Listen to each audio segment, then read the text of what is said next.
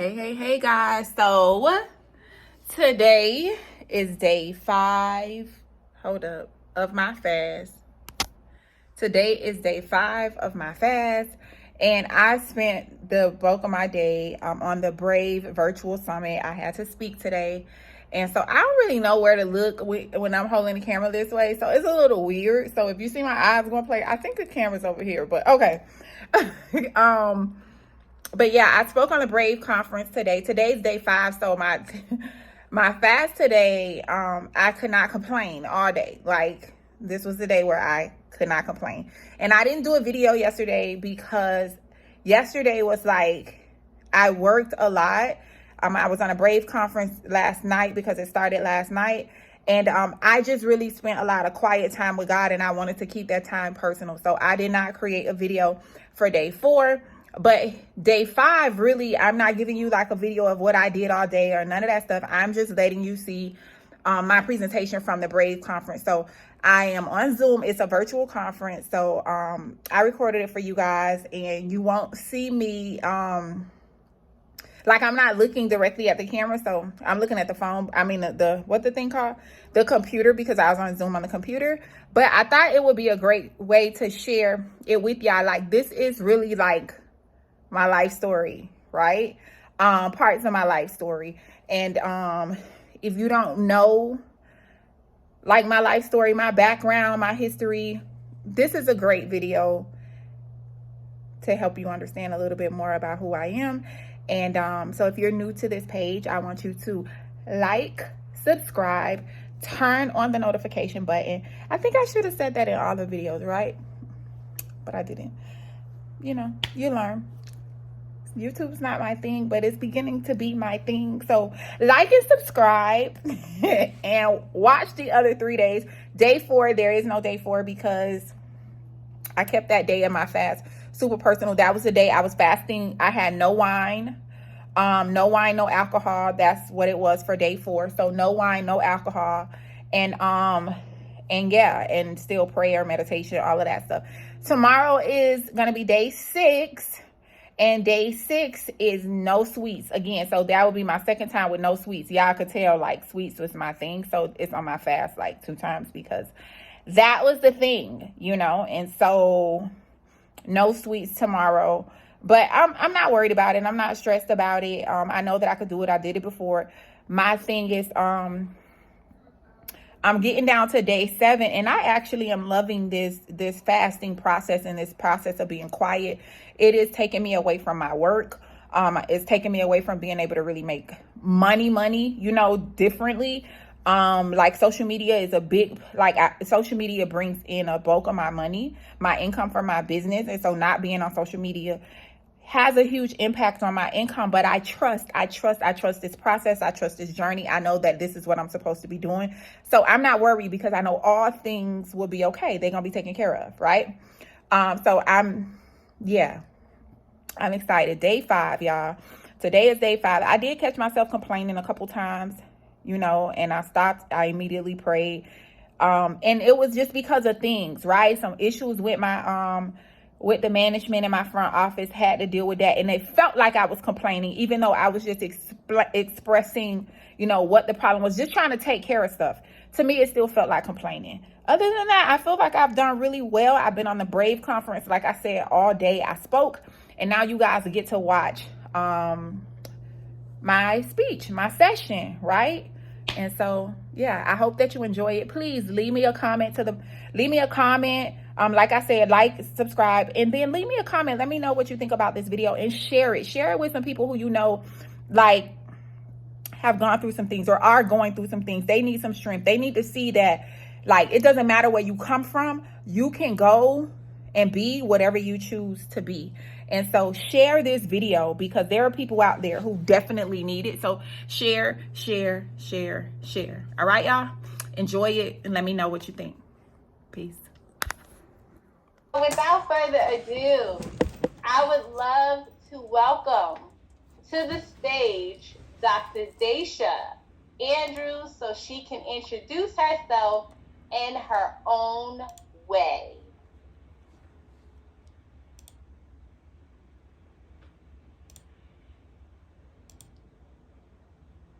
I'm here. I'm here, guys. Sorry about that. I was like, oh goodness, hold up, hurry up. Why I can't find the unmute button.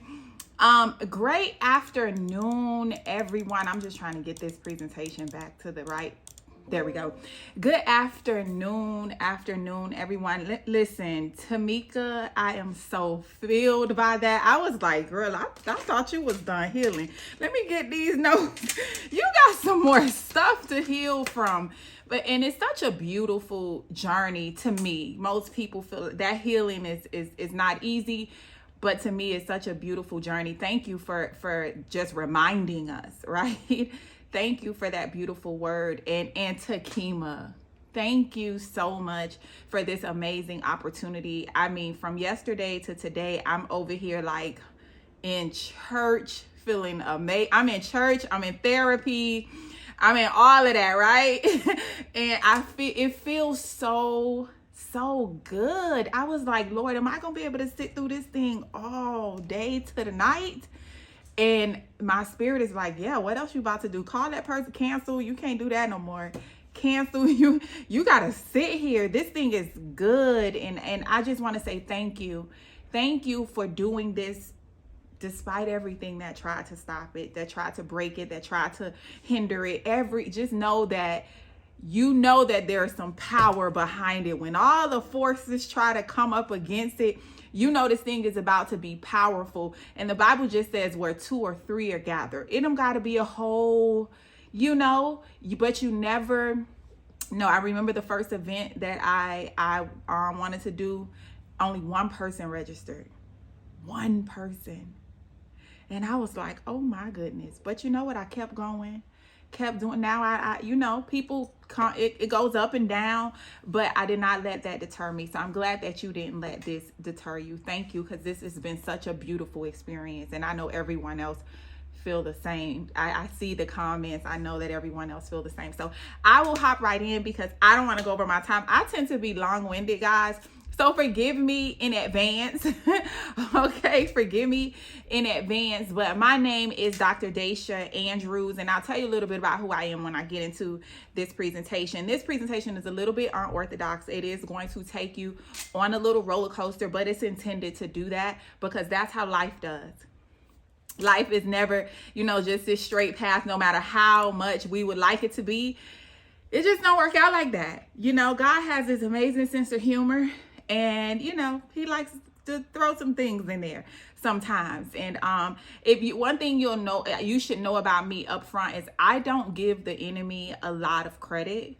I never really give him credit. I say either it's me or God, because we the only two that control this life. It's me. Like, I know he's there and he's working and he's doing his thing. But when I do not give him credit and I do not acknowledge him, it diminishes his power. When you don't acknowledge him, it diminishes his power in your life. And so I don't give him a lot of power. I don't give him a lot of credit. I never really say to enemy, I'm like, well, what I'm doing wrong or what's happening, in this situation that God is trying to teach me. No, so the enemy is like, this girl will not acknowledge me. Let me just go on and try to, because she just won't give me no credit. I don't give him a lot of credit. So I'm going to share my screen. I think I have permission to share my screen, right? Let's see. I think it's this screen. I'm going to share my screen and I'm going to hop right in. I'm going to be talking to you guys today about being on purpose about everything. Be on purpose about everything. And this is not always easy. I know it's not, but I'm going to hopefully give you a little bit of tools and strategies to help you be able to do that, right? So if everybody could just drop for me, I like to know who I'm talking to. You guys can see my screen, right? You see a spreadsheet? Oh, that's not what we trying to show, child. Yeah.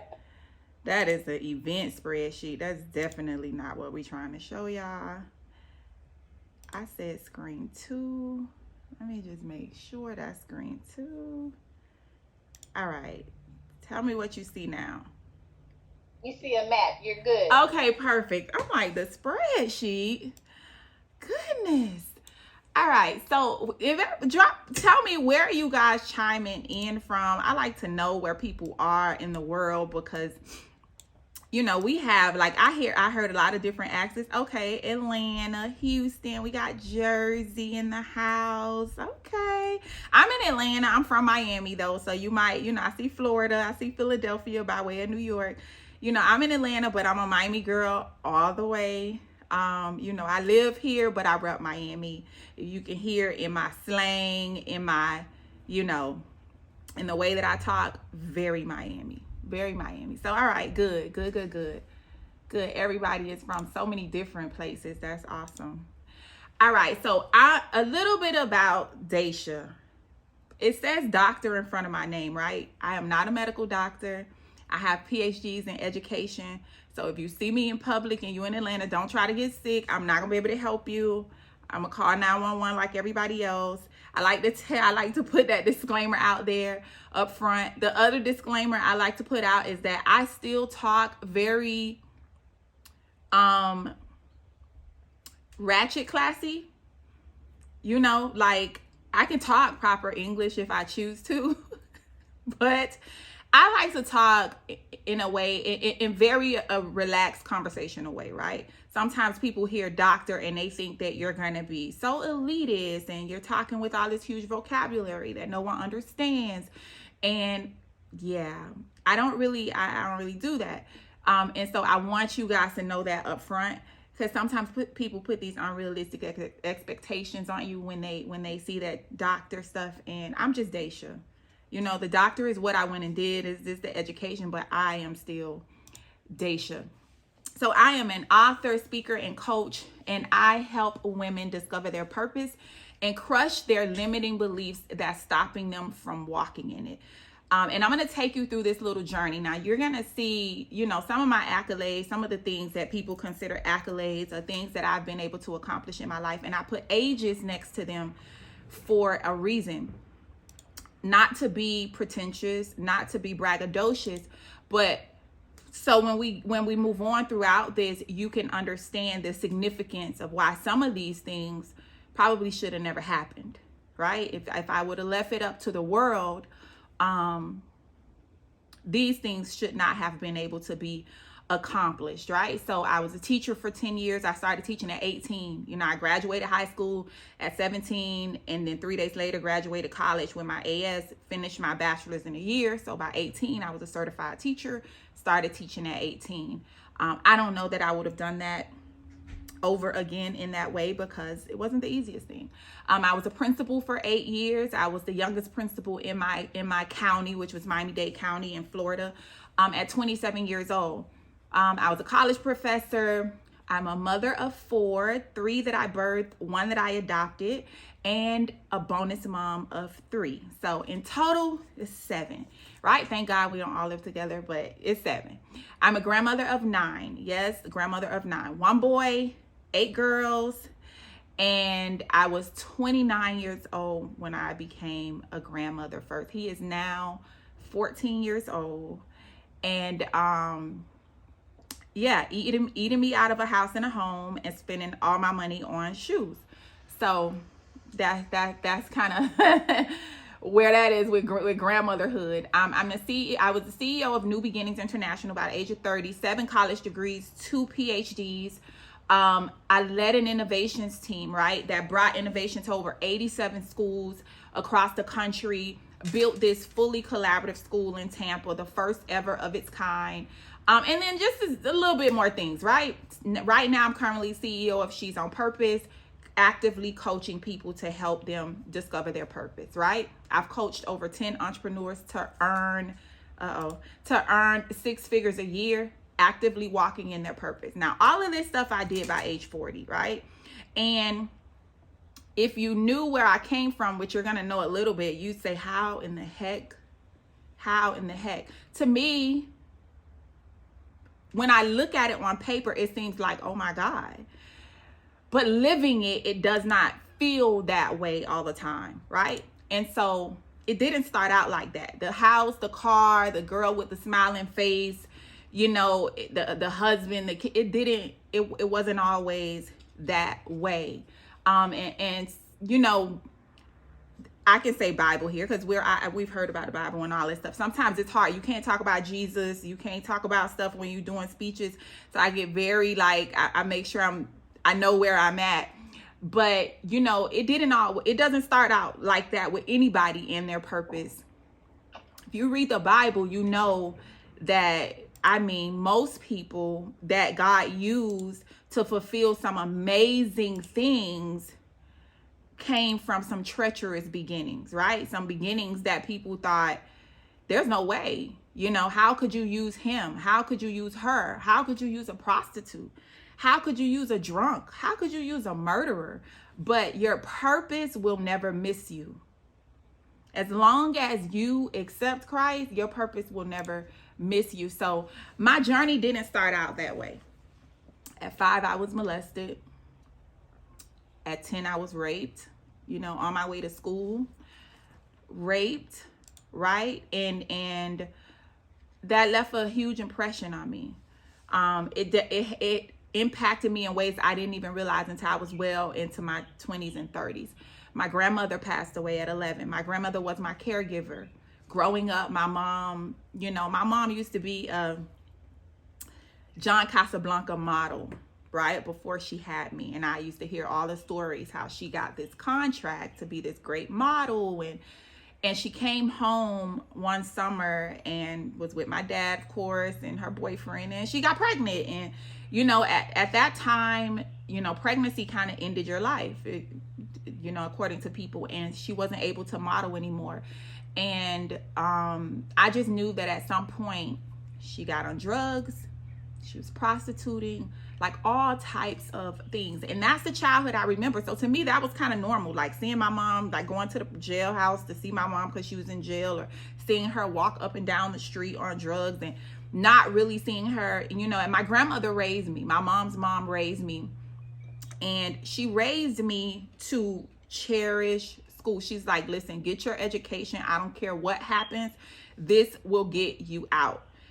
Growing up, we were Jehovah's Witnesses. My grandmother was a Jehovah's Witness. It was Kingdom Hall. It was Bible study on Saturday, this on Wednesday, this on that day. And it was different, right? Spiritually, it was just a different teaching. You didn't celebrate a lot of things. Nobody was talking about purpose. Everybody was talking about just make sure you wanted 144,000 that's going to heaven. And I knew early on, like, if this is the number, and this is the only way to get to heaven, I already know I'm not going. Because there's too many people in the world, and I do too many bad things. There's no way I'm going to be in one of the number. And so why even waste my time trying to do this? Let me just live my life. You know, and that really was my thinking for a while, until I made the decision about my spirituality. And that came through just learning and studying and researching on my own and experiencing God on my own. So my grandmother died at 11. And at that point, my childhood was like, it was over, right? It was over in my eyes, because everything changed. Everything in my life shifted. I went to foster care. You know, I bounced around a little. I was homeless at 11. You know, my mom couldn't take care of me. Her sisters and brothers didn't want to do that. And you know, I bounced around and ended up in foster care. By the age of 18, had gone through 72 foster homes. So when I tell you all those accolades that y'all saw on the page before this, because of where my story started, no one would have, that wasn't the story anybody else was writing for me, right? It wasn't the story anyone else was writing for me. But this was all a part of God's story for me. This was a part of God's story for me. So I was pregnant at 13. Right, I had my first daughter at 14. She's the one who made me the grandma at 29. So I had my first daughter at 14. Then my mother died. Right, I remember those cries. I've heard this same story with Takima, you know, and others on here. Like, the loss of a parent it's unexplainable. I don't even really know how to explain it, but seeing my mom die the way that she died of AIDS, and seeing her, not being able to hear or speak or see, and never have been able to meet my children. She was able to meet my oldest daughter, but she died 11 days after my daughter turned 1. So my daughter doesn't remember her. She doesn't know her. She's 30 now, and she has no clue. So my kids have never been able to experience that grandmother that I was able to experience. And I think in a lot of ways that affected me, because I understood what my grandmother did for my life. But when my mom died, it was like this, well, I have my baby and I just got to figure out how to do this thing for my baby. So I graduated school at 17. I was 6 months pregnant with my second daughter when I walked across that stage to get my diploma, and then subsequently to get my college degree.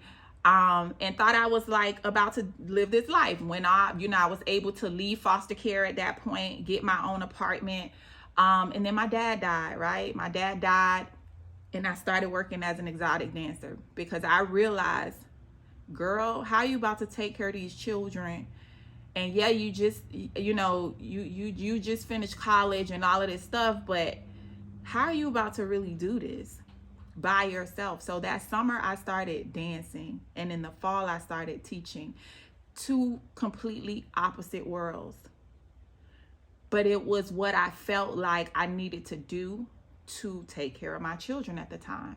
I spent the years from 18 to 23 in a very physically abusive relationship that ended with the birth of my son, who's now 21. But those 5 years in that relationship taught me so much about myself, about the will of God, about just resilience and perseverance. It taught me a lot. It was a horrible time in my mind, but it taught me a lot. And then after that relationship, I just kind of floated through life. So I spent like the years from 24 to 31 doing all these great things, right, in terms of my career and building things. But in my mind, I was really just like floating through life. And by all accounts to everyone else, I should have been happy. I should have been financially great. I should have been all of these things that I just did not feel. All these things that I didn't feel like I was. Yeah, I was principal at that point, and I was doing all these great things, getting awards and getting recognized. And it just felt like work. It didn't feel like purpose. And I was not happy. I was not happy. At 30, I found out I had 2 sisters that I never ever knew about, that my dad had these other 2 daughters.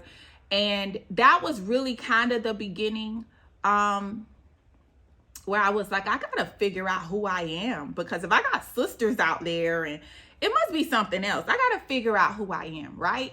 And so at 32, really, I dived in and the journey really began. And I'll tell you this pivotal thing that happened in my life at 32 that really made the journey begin, right? But then I got married at 36. I'll tell y'all about that journey part. We're gonna take a journey together. Married at 36, in the process of getting divorced now, and I'm happy about that. It's not a sad thing. It's actually a great thing.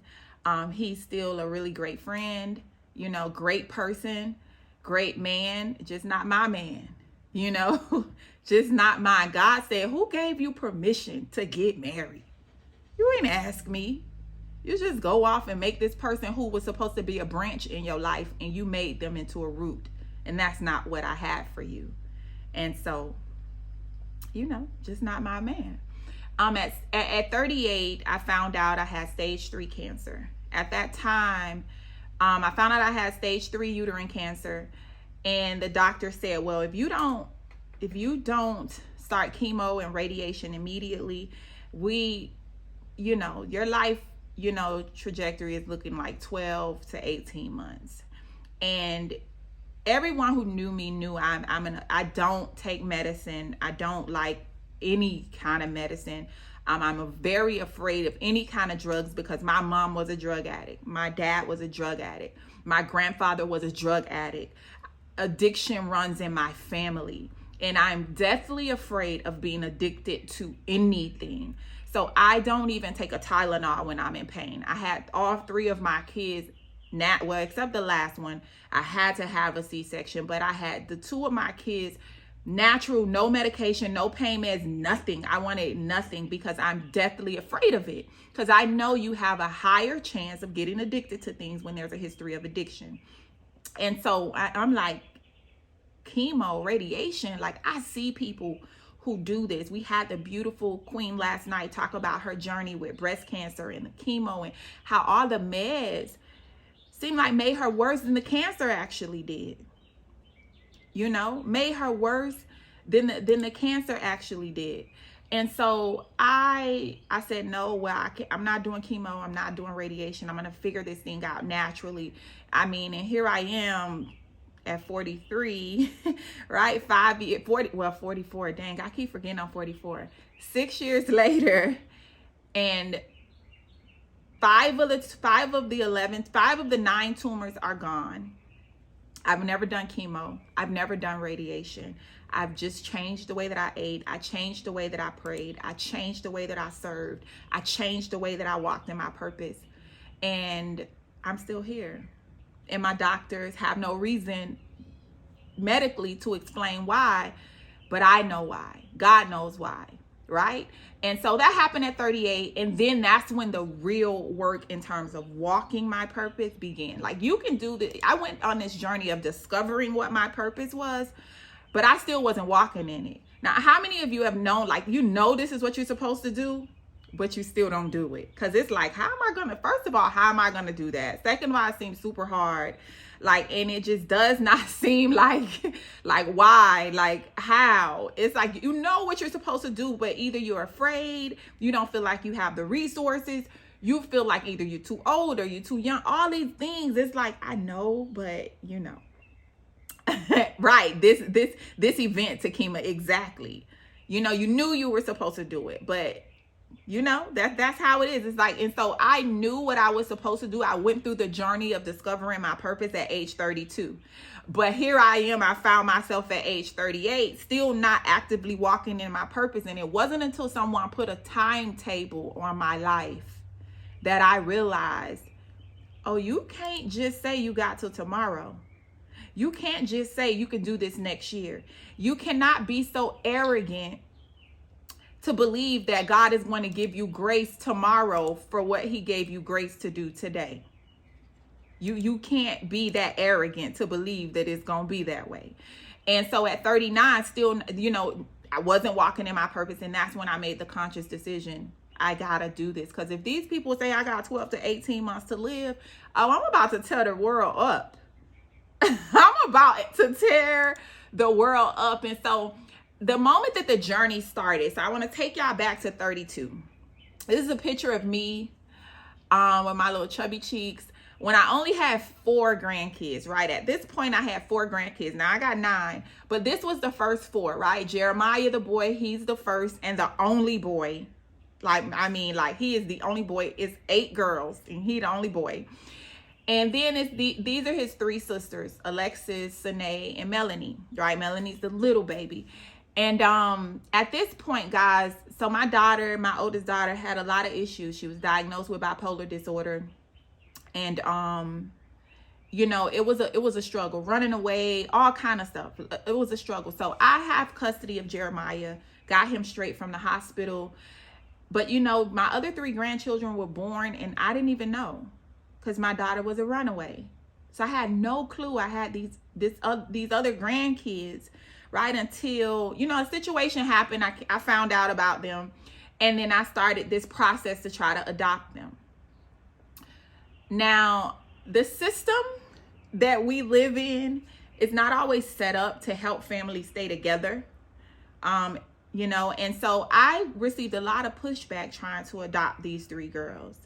Lots of pushback. Lots of criticism, you know, labeling me as a bad mom because of the things my daughter was dealing with. Found out at that point that even though I aged out of the system at 18, they had never closed my case. So in the eyes of the law, I was still a foster child. And my children were wards of the state because I was a ward of the state.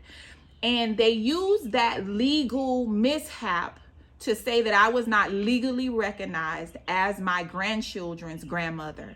I might be biologically their grandmother, but legally I was not recognized because my kids were technically wards of the state, even though they were adults at this point.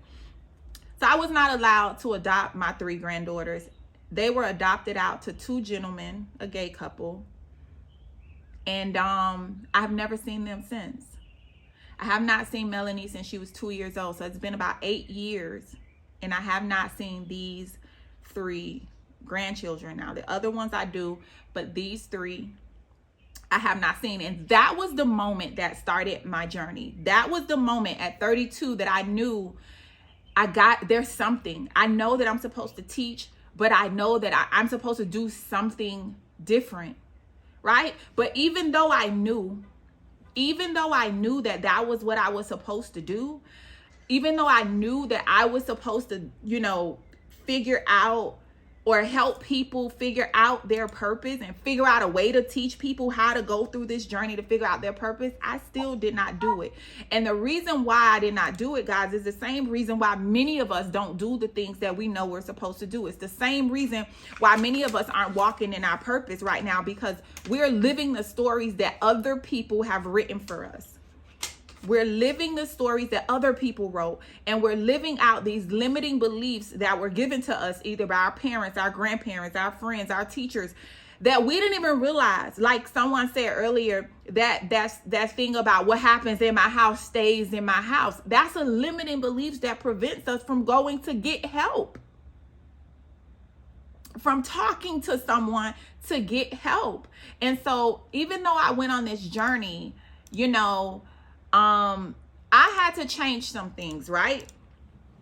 I purposely went to find myself. I asked myself these 7 questions, guys. And these 7 questions is what began to help me. And I want you guys to write these down, because if you don't know what your purpose is, if you're still struggling and trying to figure out, how do I figure out my purpose? These 7 questions are a great start.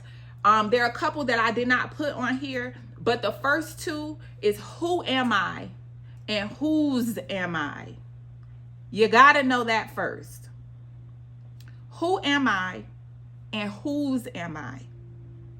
Because you can ask yourself these other 7, but if you don't know those first 2, and I don't always put them on my slides, because we ain't always in faith-based belief. You got to be at the end of the day still a business, and you got to be diplomatic in certain areas, where you are. So, but those are the first 2 questions: who am I and whose am I? Now, these next 7 questions, guys: what topics and activities make you lose track of time? These things, you got to figure out what are some of the things you're really passionate about, because God, let me tell you, God is so amazing that God allows some of your core needs and some of the things you actually love to be attached to what he's calling you for anyway. Right? And so what topics and activities make you lose track of time? What did you love to do as a child that you may no longer be doing? Some of us, not some of us, all of us have been left clues from the time we were young. God has been leaving us clues about what our purpose is. Our personality, the things that we love, but as adults, we don't get to see what a child's purpose is, right? And sometimes we tell them, be quiet, stop talking so much. But what if their purpose is to be a speaker and you're telling them to be quiet? What if the thing that's aggravating you about this child is the very thing that they're supposed to be doing? And we don't know, as adults, sometimes we dim that light so much in children that they forget. And a lot of the things they were really passionate about, they don't even do anymore. So when you're on this journey to discover your purpose, you got to go back. You got to go back to remember, right? What do you dream about doing but you're too afraid to do? What are some of the things that you're too afraid to do? Why is that number 6 just decided it wants to come first, right? How could you best serve the world? How could you best serve the world? And then what type of discomfort can you handle? Like, what are you willing to sacrifice? Because your purpose is going to require some sacrifice. So what type of discomfort can you handle? Right? And if you only had 1 year to live, how would you spend it? A lot of people don't like to think about death, but the only sure thing in this life is death. None of us are getting out of here alive. It's not how it's set up. So you gotta, you know, if you only had that 1 year to live, how would you spend it? And how do you want others to remember you? How do you want people to remember you? Is it for the things that you have or for the impact that you made? Even if that was one person, 2 people, 3 people, it does not matter. Impact is impact. So these were 7 questions that God began to, and now, mind you, I didn't know where these questions came from.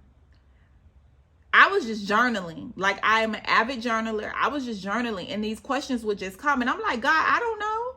What you mean? What made me lose track of time? I don't know. Sleep? Like, I don't know. You know, what you like to do as a child? I don't know. And God began to remind me. So this was a journey that I thought I was on, and the whole time God was just revealing things to me. And it was only because I journaled my way through it that I was even able to remember the questions, that I was even able to now help others, you know, go through that process because I journaled my way through it. So the other thing I had to do after asking myself these 7 questions was I had to address my limiting beliefs. The limiting beliefs are the things that's holding us back, right? And many of them, like I said before, don't come from us. And so in order to address them and create empowering beliefs, you have to remember who God says you are. So I had to believe who God says I am, not who the world said I was, because I was a teenage mom and I was this and I was an ex-stripper and you know, the world will put titles on you. But you have to remember who God says you are.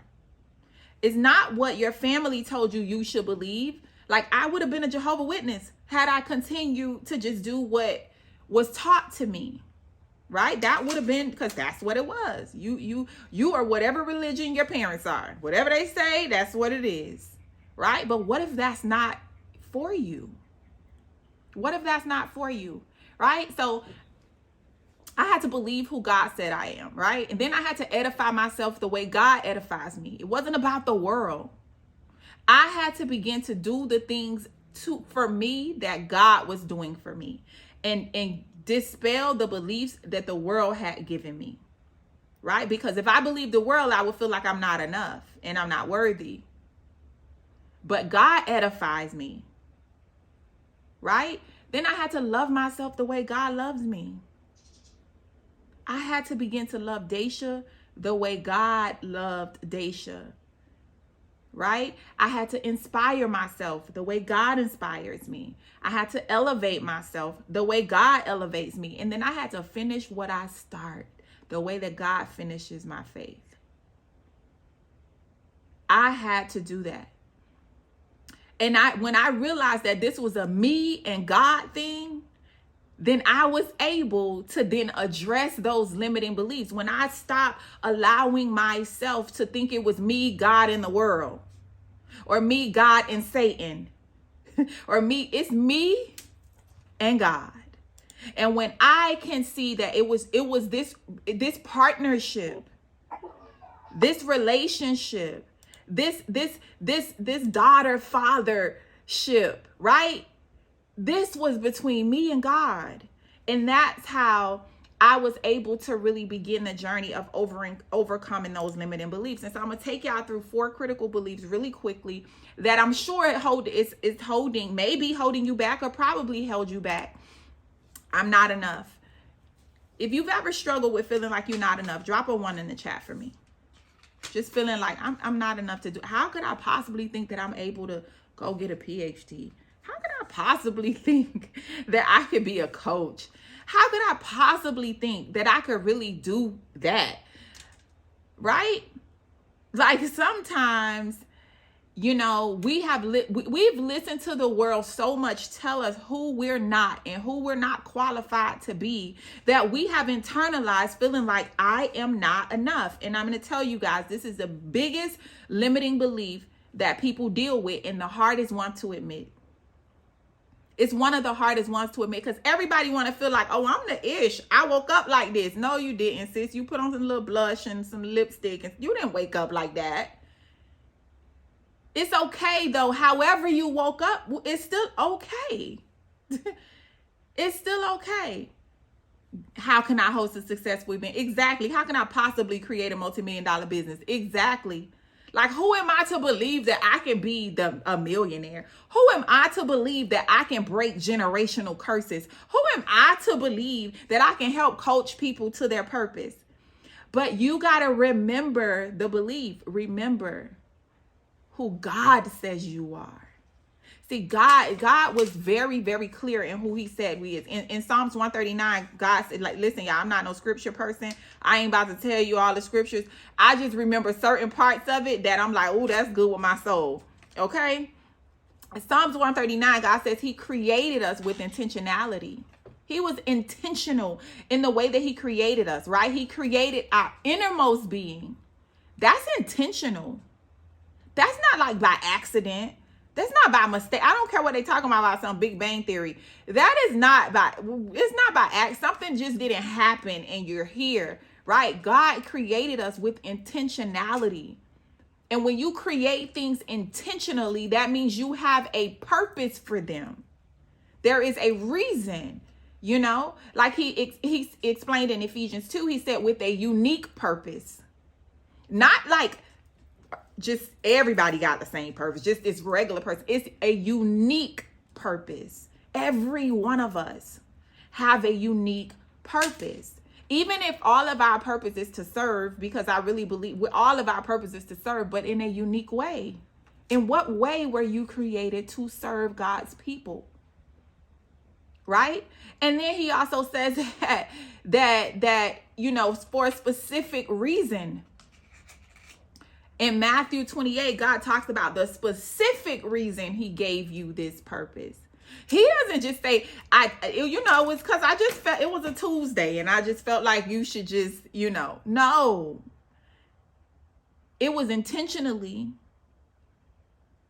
with a unique mission for a specific time, season, reason. So to have the world allow us to make us feel like we're not enough, you'd have to agree with that thought process with the world. And so I'm going to take you guys through a method later on to show you how to denounce these things, right? So I'm not enough. That's the first one. Or I failed at that before. How many of you guys have ever dealt with this limiting belief? I failed at that before. I'm not trying it again. It didn't work last time.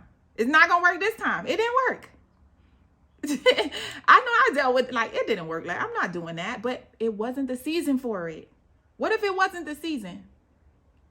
Right? What if it wasn't the season? So that's one of the real bad critical limiting beliefs. The other one is I'm too old. I'm too old or too young, right? I'm too old to be talking about trying to be an entrepreneur. I'm too old to be talking about I want a husband. I'm too, or I'm too young. We think that our age has this, bearing over if we can accomplish our purpose. But as far as I can remember, man, I know some pregnant ladies in the Bible that was like, old, right? Old.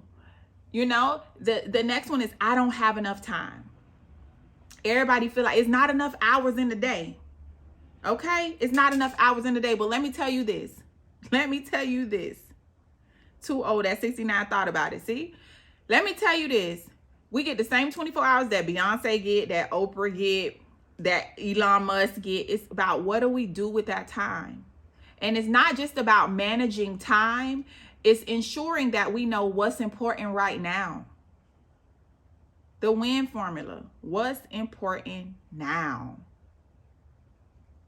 Everything that you want to do, everything that's on our plate doesn't mean that's important right now. When you put your purpose first and you put God's will over your will, trust me, that time factor, it becomes a non-factor. So here is a strategy that I want you guys to use to help overcome those limiting beliefs, right? It's the crush formula. So for one, you got to call out the limiting belief. You got to call it out. Right? You cannot think that you're going to get over something if you don't speak, if you don't say exactly what it is that you're denouncing. It's like when God talked about how to call out spirits. You have to call it out. right? You got to call out the limiting belief. The second thing you got to do is you got to renounce it.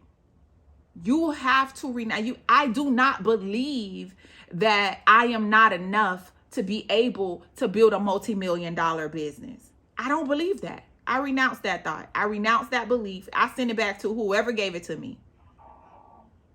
So you have to renounce it. The third thing you have to do, you got to unidentify with the limiting belief. We don't even realize that we identify with it so much that we walk it out.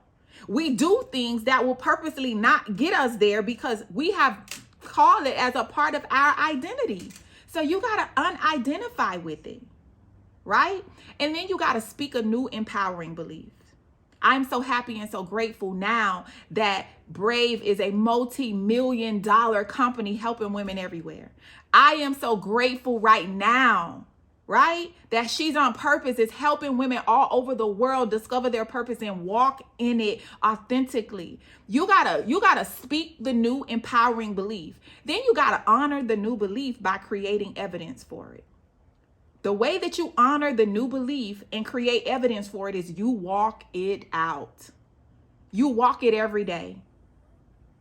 You walk it and you create evidence. The more evidence you create, it builds your confidence. It builds your belief. It shows you that, oh my God, this is really real. I can really do this. So before you know it, you forget all about the fact that you felt like you wasn't enough.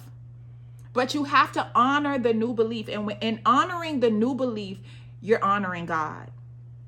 In honoring the new belief, you're honoring God. All right. So I was going to do this little activity with y'all, but I ain't about to do it to y'all. I ain't about to make y'all put y'all in a meditative state and do all of that stuff. But that's it for me. Hopefully this was really helpful for you. Hopefully you learned some strategies to help you kind of overcome. And let me tell you something. I don't care where your journey started. God can take anybody from anywhere and do anything He chooses. Okay? Anything. Period. Thank you so much. Thank you so much, Dr. Andrews. I appreciate you and the power of networking and connecting. I met Dr. Andrews 2 months ago at an event here in Atlanta. And I was so inspired by what she shared and what her business is and being on purpose. And it inspired me to actually go forward with this event because I was on the fence. Even though I was telling people, I was like, I don't know if I'm really doing it. And I stepped out on faith and asked her if she would be one of the workshop speakers. And she said yes. And I was like, okay, so I must be on track. And so thank you so much. Really quick, please share with everybody where they can find you, what you can help them with. I'll put your links in the chat. And I just thank you so, so much. You really, really blessed me. And your story, woo-hoo! Okay. Woo. Okay. Thank you. Listen, God does not allow any experience in your life to go unused. He uses everything as an opportunity. And so my story was just an opportunity for me to authentically walk in my purpose. And so I'm grateful for all of it, every part of it. But you guys can connect with me on Instagram or Facebook. Now, listen, if you go on there now, you're not going to see me because I'm on a 7-day fast. Well, you'll find me, but I'm not actively posting. Today is day 5 of my 7-day fast. And I'm off of social media. It's just me and God right now. But you can find me on Instagram. That's where I am. When I get back on there Tuesday, I'm there every single morning with affirmations and a book read. And Facebook is Dashia Andrews. Everywhere is Dashia Andrews, basically. But I would love for you guys to join me on a free 5-day passion challenge. So if you text the word purpose to 228-338 2242, you will get a link to join my free 5-day passion challenge. If you are trying to figure out what your purpose is, what your passions are, where to begin, this free 5-day passion challenge will definitely be the place to start on that journey. It's self-paced. You'll get an email every day, so make sure that you check your junk mail in case it goes there, and take us out of there because we're not junk or spam. But and I promise I won't spam you. But that 5-day passion challenge is definitely a great way to start on the journey to discovering what your purpose is. So thank you so much, Takima. This has been such an awesome and amazing opportunity. I appreciate you, and I appreciate you for walking this thing through and still going on with the event. I'm in a similar struggle with my event coming up this month, but I'm going forward. God said, do it, you do it. If one person show up, if 1,000 people show up, you do it. Okay. Okay. You know that I am here. If you need me, I got you. And I live here, so, you know.